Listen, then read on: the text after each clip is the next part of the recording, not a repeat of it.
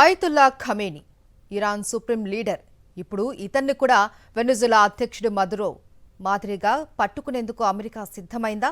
1979లో రిపబ్లిక్గా మారినప్పటి నుంచి ఇరాన్లో ఎన్నడూ లేని విధంగా ప్రజా ఆగ్రహం వెల్లువెత్తడం, దాన్ని అణిచివేసేందుకు ఖమేనీ నేతృత్వంలోని ఐఆర్జీసీ బలగాల దమనకాండ, వేల మంది మరణాల నేపథ్యంలో ఏ క్షణంలోనైనా ట్రంప్ తన సైన్యంతో టెహ్రాన్పై దాడికి సన్నద్ధమయ్యారా?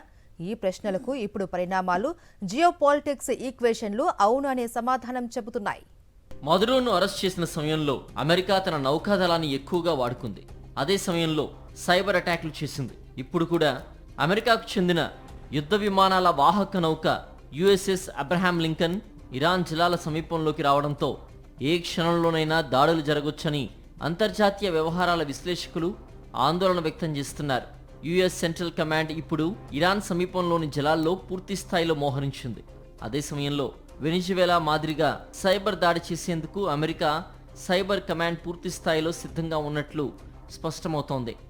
ఇరాన్ పౌరులు కూడా ఖమేనీ శకాన్ని ఖతం చేయాలంటూ భీష్మించుకోవడం, లక్షల మంది రోడ్లపైకొచ్చి ఆందోళనలు చేస్తూ ఉండడం ఇప్పుడు అమెరికాకు కలిసి వచ్చింది. వాస్తవానికి ఇరాన్ అమెరికా వివాదాలు, దాడులు, ప్రతిదాడులు గత ఏడాది నుంచి మొదలయ్యాయి. గత ఏడాది జూన్ 21 అర్ధరాత్రి ఇరాన్ అణుకేంద్రాలపై అమెరికా దాడులు చేసింది. ఆ మర్నాడే ఇరాన్ ప్రతీకార దాడి చేసింది. ఖతార్లోని అమెరికా ఎయిర్ బేస్లపై బ్యాలిస్టిక్ క్షిపణుల్ని ప్రయోగించింది. అయితే ఆ దాడి గురించి ఇరాన్ తమకు ముందుగానే సమాచారం అందించిందని అప్పట్లోని అమెరికా అధ్యక్షుడు ట్రంప్ బాహాటంగా చెప్పారు.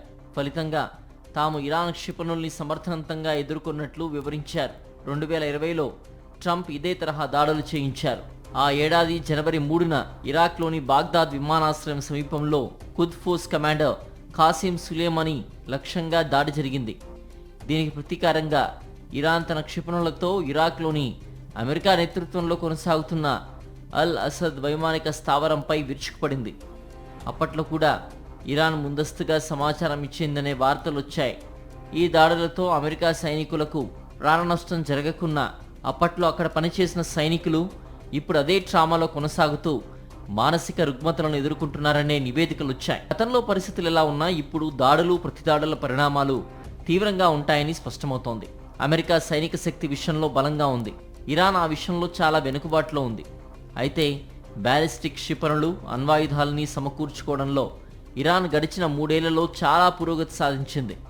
అయితే సొంత ప్రజలే వ్యతిరేకంగా ఉండడంతో ఇరాన్ సర్కారు ఏమీ చేయలేని పరిస్థితులు నెలకొన్నాయని, కొన్ని ప్రాంతాలపై పట్టుకోల్పోయిందంటూ ఇటీవల నివేదికలు వచ్చాయి. ఖమేనీ ఇప్పటికే టెహ్రాన్లోనే ఉన్నాడా, లేక రష్యాలో తలదాచుకుంటున్నాడా? ఇప్పుడు ఈ ప్రశ్నలు చర్చాంశాలయ్యాయి. అయితే అమెరికా నిఘా సంస్థలు మాత్రం ఖమేనీ ఉనికిపై ఓ స్పష్టతతో ఉన్నట్టు తెలుస్తోంది. ఇరాన్పై పూర్తిస్థాయి యుద్ధానికి సిద్ధమైన యుద్ధ విమానాలు, సేనలను ఇరాన్ చుట్టూ మోహరిస్తున్నా ప్రజలకు నష్టం కలగకుండా కలుగులో దాక్కున్న ఖమేనీ నియంతృత్వ భావాలున్న ఇతర నాయకులే అమెరికా లక్ష్యమని స్పష్టమవుతోంది. అంటే పరిమిత ప్రాంతాలపైనే, ఇంకా చెప్పాలంటే నిర్ణీత భవనాలు, బంకర్లపైనే అమెరికా దాడులు జరిపే అవకాశాలు కనిపిస్తున్నాయి. అటు ఇరాన్ గార్డ్స్, సైన్యాధికారులు కూడా తమ ప్రతిస్పందన తీవ్రంగా ఉంటుందని హెచ్చరిస్తున్నారు. ఈ నేపథ్యంలో పశ్చిమాసియాపై యుద్ధ మేఘాలు కమ్ముకుంటున్నాయి.